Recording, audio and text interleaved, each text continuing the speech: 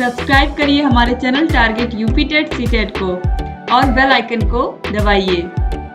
Hello friends, मैं रेनू स्वागत करती हूँ आप सभी भावी अध्यापक एवं अध्यापिकाओं का आपके अपने channel target UP TET CTET में।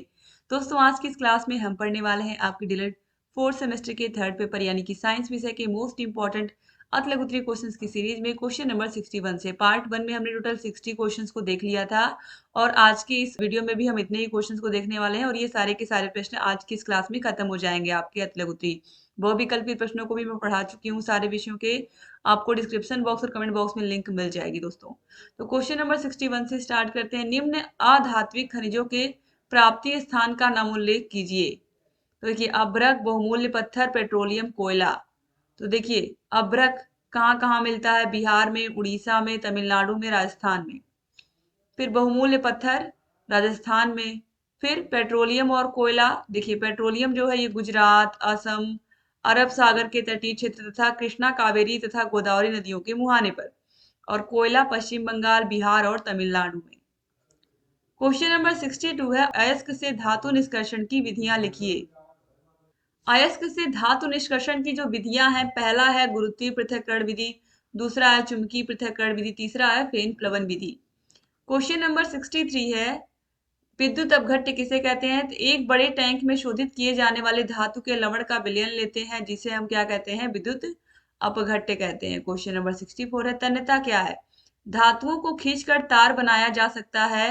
धातुओं को तार के रूप में परिवर्तित करने के गुण को ही तन्यता कहते हैं। ठीक है, जैसे कि चांदी हुआ, सोना हुआ, एल्यूमिनियम हुआ, इस तरह से। ठीक है, क्योंकि इन सभी के तार, हालांकि चांदी और सोने की बात हम ना करें यहाँ पर, अगर हालांकि धातु हैं ये और ऊष्मा की सुचालक भी है। ठीक है, इसमें भी सिर्फ बिजली प्रवाहित हो सकती है, लेकिन चांदी और सोना आप सभी को पता है महंगा है। तो यहाँ पर हम बात कर रहे हैं एल्यूमिनियम के तार की। ठीक है, लोहे के तार की। ये सब भी क्या है? ये सब आसानी से खींच करके लंबी हो जाती है, जिन्हें हम खींच करके तार बना सकते हैं। इन धातुओं को, ऐसे धातुओं को हम तन्य कहते हैं। जैसे कि आपने देखा है कि जो सोना होता है वो, देखिए कि जो भी आभूषण हम बनवाते हैं उसको एक तरीके से बनाया ही जाता है, पीट पीट करके उसको, तो वो भी फैल जाता है। यानी कि सोने में भी तन्यता का गुण होता है। क्वेश्चन नंबर 6, इसके अलावा चांदी की अगर हम बात करें तो चांदी में भी तन्यता का ही गुण होता है, उससे भी बहुत सारे आभूषण बन जाते हैं। क्वेश्चन नंबर 65 में चालकता क्या है? सभी धातुएं विद्युत की सुचालक होती हैं क्योंकि इसमें विद्युत प्रवाह संभव है और यही क्या है? चालकता है। यानी कि ऐसी धातुएं जिनमें विद्युत जा सकता है, यानी कि जिसमें हम विद्युत प्रवाह कर सकते हैं, वही क्या कहलाती है? विद्युत की सुचालक। क्वेश्चन नंबर 66 है, धातुओं के भौतिक गुणों का वर्णन करिए। तो देखिए, पहला है, शुद्ध रूप में धातु की सतह चमकदार होती है। धातु के इस गुण धर्म को हम धात्विक चमक कहते हैं। दूसरा, धातुएं सामान्यतः कठोर होती हैं, सोना चांदी। प्रत्येक धातु की कठोरता अलग अलग होती है, चाहे सोना हो, चांदी हो, लोहा हो। कुछ धातुओं को पीट कर पतली चादर के रूप में बनाया जा सकता है और इसके इस गुण धर्म को हम आघात वर्धनीयता कहते हैं। जैसे कि सोना और चांदी सबसे अधिक आघात वर्धनीय, इनको हम पीट पीट करके क्या कर सकते हैं? फैला सकते हैं। क्वेश्चन नंबर 67 है, धातुओं की सक्रियता श्रेणी को समझाइए। तो सक्रियता श्रेणी वह सूची है जिसमें धातुओं की क्रियाशीलता को अवरोही क्रम में व्यवस्थित किया जाता है। क्वेश्चन नंबर 68 है, अयस्क क्या है? इनका वर्गीकरण प्रस्तुत करिए। तो सभी अयस्क खनिज होते हैं। प्रकृति में पाए जाने वाले अयस्कों को निम्न प्रकार वर्गीकृत किया जा सकता है। ऑक्सीकृत अयस्क जैसे कि सल्फेट हुआ, सिलिकेट हुआ, कार्बोनेट हुआ।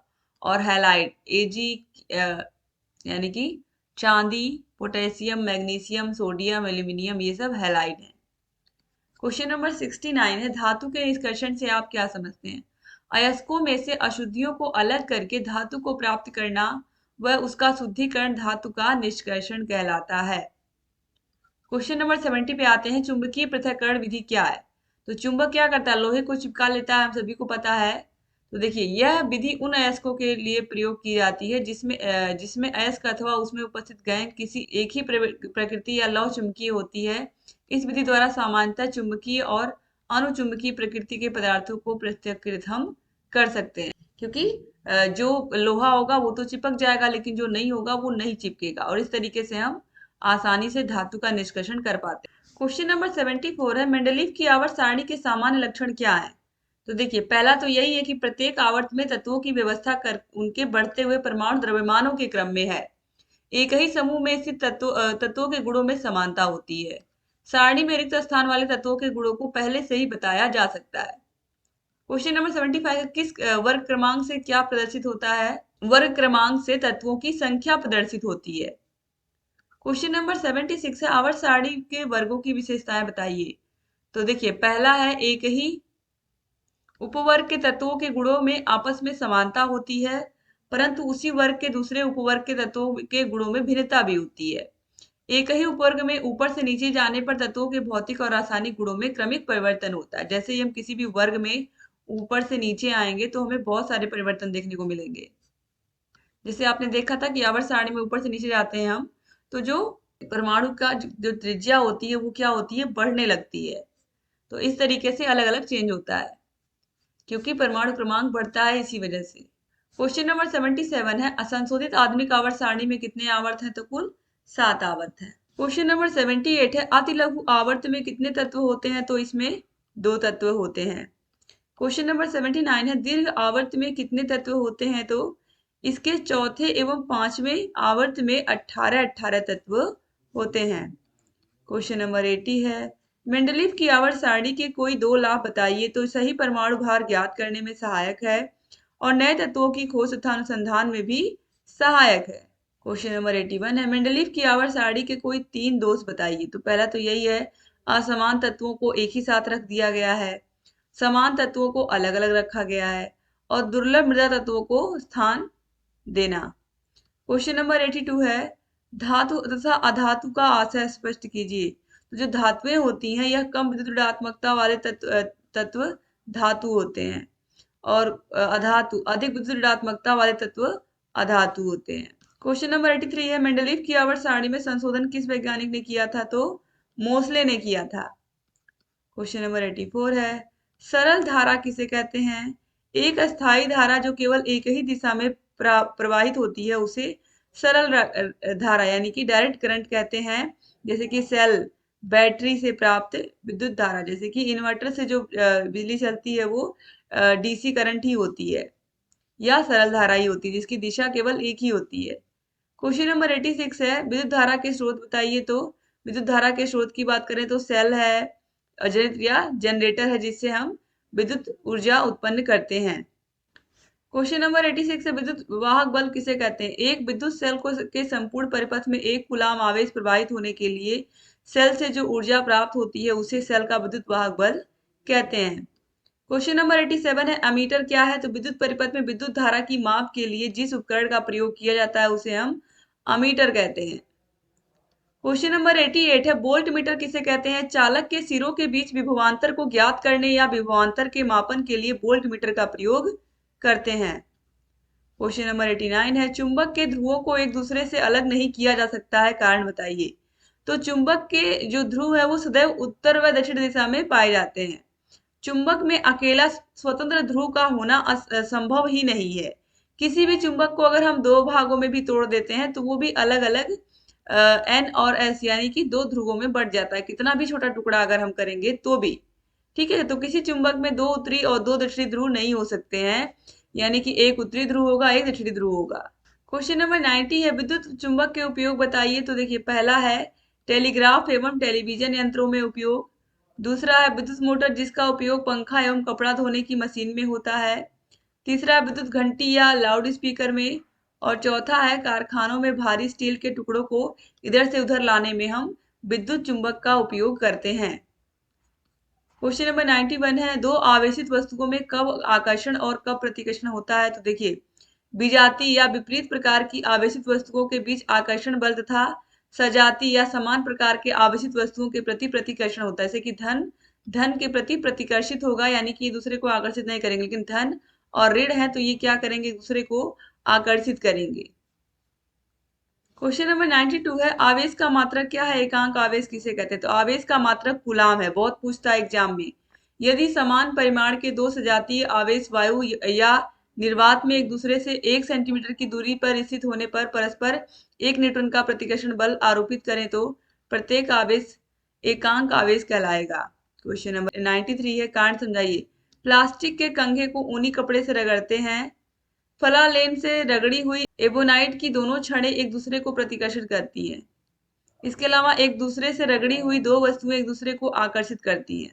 तो पहला है प्लास्टिक के कंघे को ऊनी कपड़े से रगड़ते हैं तो क्या होता है, प्लास्टिक के कंघे को ऊनी कपड़े से रगड़ने पर कंघा ऋण आवेशित हो जाता है। इस प्रक्रिया में इलेक्ट्रॉनों का स्थानांतरण ऊन से कंघे में हो जाता है। फिर है फलालेन से रगड़ी गई एबोनाइट की दोनों छड़ों पर एक ही प्रकार का या ऋणावेश उत्पन्न हो जाता है। अतः दोनों छड़ें क्या करेंगे, एक दूसरे को प्रतिकर्षित करते हैं। ठीक है, क्योंकि दोनों ही छड़ें क्या हैं, एबोनाइट की छड़ें हैं। तो दोनों पर ही जब एक आवेश आ गया, ऋणावेश आ गया, तो जब एक ही प्रकार के आवेश क्या करते हैं, एक दूसरे को प्रतिकर्षित करते हैं, यानी कि दूर हटते हैं। आगे बढ़ते हैं। इसके बाद देखिए तीसरा है, जब दो वस्तुओं को रगड़ा जाता है तो दोनों ही वस्तुएं समान रूप से विपरीत प्रकार के आवेशों से आवेशित हो जाती हैं। इसलिए दोनों वस्तुएं एक दूसरे को आकर्षित करती हैं। जब वस्तुओं को एक दूसरे से रगड़ेंगे हम तब वो आकर्षित करेंगी एक दूसरे को, लेकिन अगर सेम ही प्रकार का क्षण है और किसी कपड़े से उन छड़ों को हम अलग अलग रगड़ रहे हैं तो उन छड़ों में सेम ही आवेश होगा, जिसके कारण वो एक दूसरे को क्या करेंगे, प्रतिकर्षित करेंगे। ठीक है, इस बात का आप ख्याल रखिएगा। क्वेश्चन नंबर 94 है, विद्युत धारा के कितने प्रकार होते हैं, तो हम सभी को पता है दिष्ट धारा और प्रत्यावर्ती धारा। ठीक है, एक एसी करंट होती है, दूसरी डीसी करंट होती है। क्वेश्चन नंबर 95 है, दंड चुंबक का आकार कैसा होता है, तो ये आयताकार होता है। क्वेश्चन नंबर 96 है, नाल चुंबक का आकार कैसा होता है, तो ये अंग्रेजी के यू आकार का होता है। क्वेश्चन नंबर 97 है, विद्युत धारा की तीव्रता किस समय 1 एम्पियर होती है, तो जब किसी परिपथ में 1 कूलाम आवेश 1 सेकंड में प्रवाहित होता है तब उस परिपथ में प्रवाहित विद्युत धारा की तीव्रता 1 एम्पियर होती है। ठीक है, क्योंकि Q बराबर I इंटू टी के होता है, हमने पढ़ा है। क्वेश्चन नंबर 98 है, लाल रुधिर कणिकाओं के क्या कार्य हैं, तो लाल रक्त कणिकाएं ऑक्सीजन तथा कार्बन डाइऑक्साइड में बंध बनाकर उनका परिवहन करती हैं। क्वेश्चन नंबर 99 है, श्वेत रुधिर कणिकाओं के क्या कार्य हैं, यानी कि WBC की बात हो रही है। तो ये क्या करती हैं, ये प्रतिरक्षा का कार्य करती हैं, हमारे शरीर की रक्षा का कार्य करती है। शरीर में अशक्त तथा टूटी हुई कोशिकाओं का भक्षण कर रुधिर की यानी कि रक्त की सफाई भी करती हैं, यानी कि ये प्रतिरक्षा का कार्य करती हैं रक्त का। क्वेश्चन नंबर 100 है, रुधिर प्लेटलेट्स के क्या कार्य हैं, तो देखिए रुधिर प्लेटलेट रुधिर का थक्का बनाने में सहायता करती है तथा चोट लगने पर रक्त के बहाव को भी नियंत्रित करती हैं, यानी कि रक्त का थक्का बना देती हैं उस जगह पर जिससे खून और नहीं बहता। क्वेश्चन नंबर 101 पे आते हैं, रुधिर प्लाज्मा किसे कहते हैं, यह हल्का पीला चिपचिपा तथा पारदर्शी तरल पदार्थ होता है। यह रुधिर का लगभग 50 से 60% भाग होता है। सामान्य रूप से इसमें 90% जल और 10% अकार्बनिक तथा कार्बनिक पदार्थ होते हैं। क्वेश्चन नंबर 102 है, रुधिर बैंक किसे कहते हैं, रुधिर बैंक किसे कहते हैं, तो रुधिर बैंक जैसे कि पैसे वाला बैंक होता है दोस्तों, वैसे रुधिर बैंक यानी कि रक्त का बैंक होता है। ठीक है, तो रक्त को आधुनिक उपकरण एवं विधियों द्वारा 4.5 डिग्री सेल्सियस पर कांच या प्लास्टिक की वायुरुद्ध बोतलों में सुरक्षित रखा जाता है, अर्थात वह स्थान जहां पर विभिन्न वर्गों के रुधिर को रखा जाता है, जैसे कि मान लीजिए ब्लड ग्रुप ए है, बी है, ए बी है या फिर ओ है, तो यहाँ पर ये सब इकट्ठा रखा जाता है। जिसको जिस वर्ग की जरूरत होती है वो लोग रुधिर बैंक में जाते हैं और उसको प्राप्त करते हैं। ठीक है, आगे बढ़ते हैं।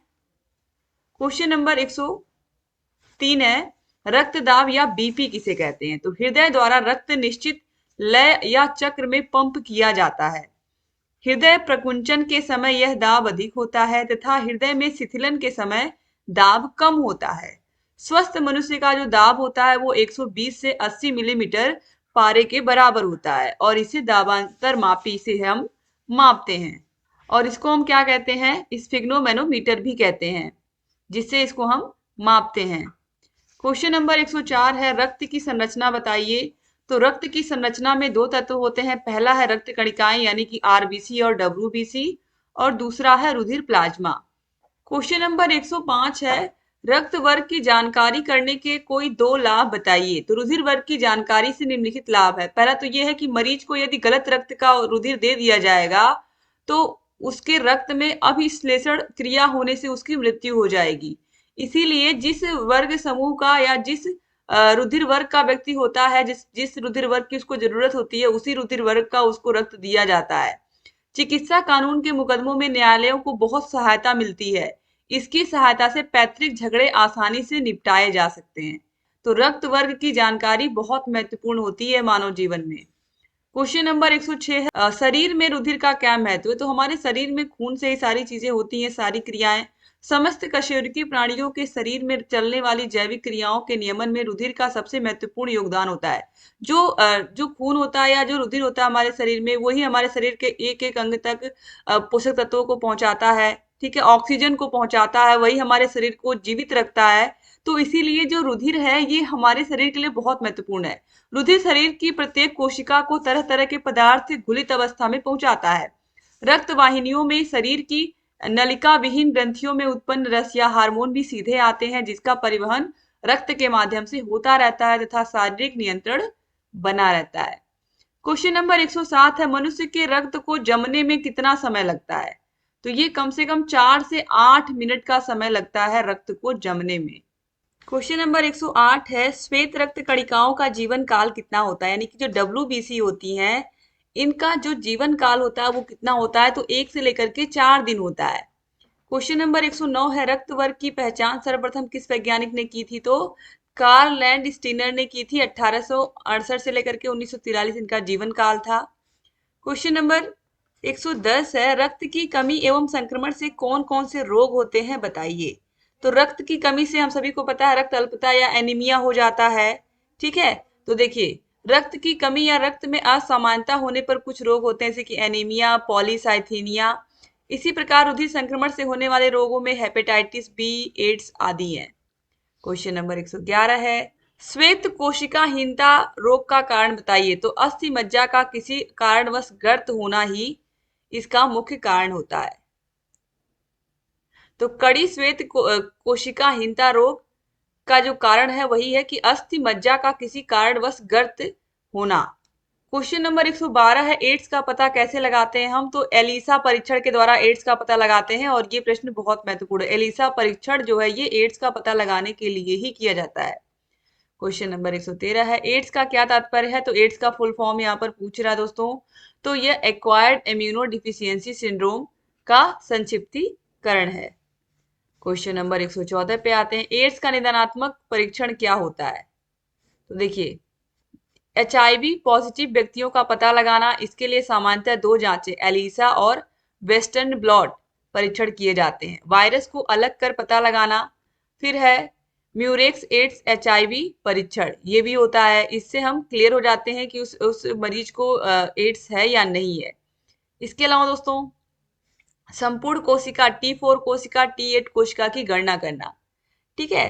तो T लिम्फोसाइट्स की स्थिति का पता लगाने हेतु भी हम परीक्षण करते हैं। क्वेश्चन नंबर 115, हेपेटाइटिस बी का उद्भवन काल कितना होता है? तो 2 से 5 माह।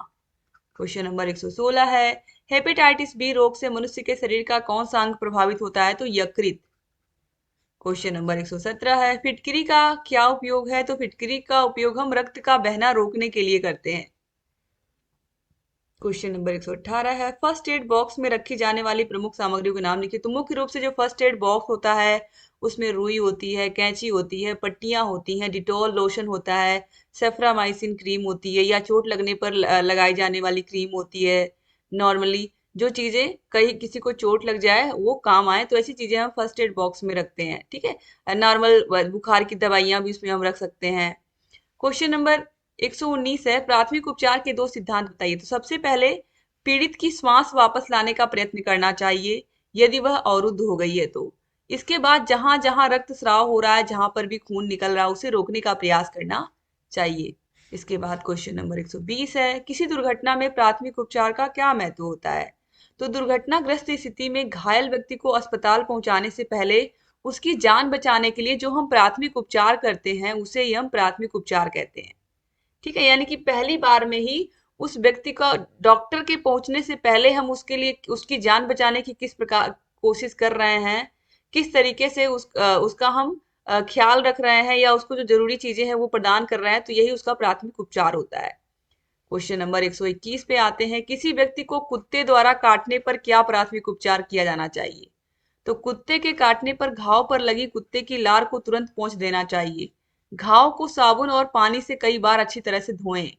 फिर घाव को एक सूखी निर्जिमित ड्रेसिंग से भली भांति पोंछकर एक अन्य सूखी पट्टी से उसको लपेट दें।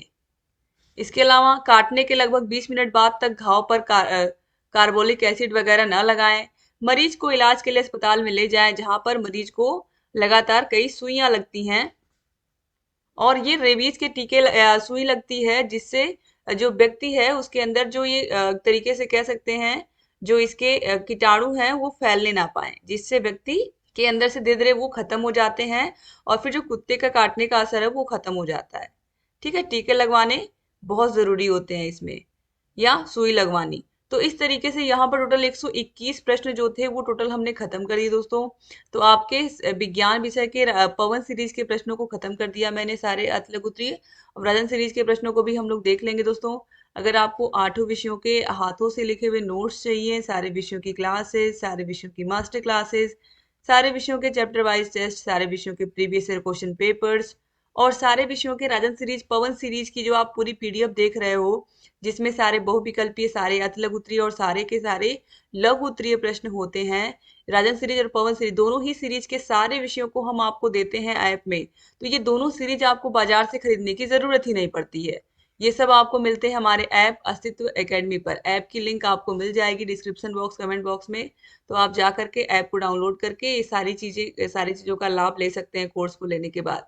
तो थैंक यू सो मच दोस्तों। अगर चैनल को हमारे सब्सक्राइब नहीं किया है तो हमारे channel target UP TET set को सब्सक्राइब कर दीजिए। और जहाँ कहीं कोई भी डाउट है, किसी प्रकार की कोई भी प्रॉब्लम है, तो आप कमेंट बॉक्स में कमेंट करके हमसे पूछ सकते हैं। जय हिंद दोस्तों।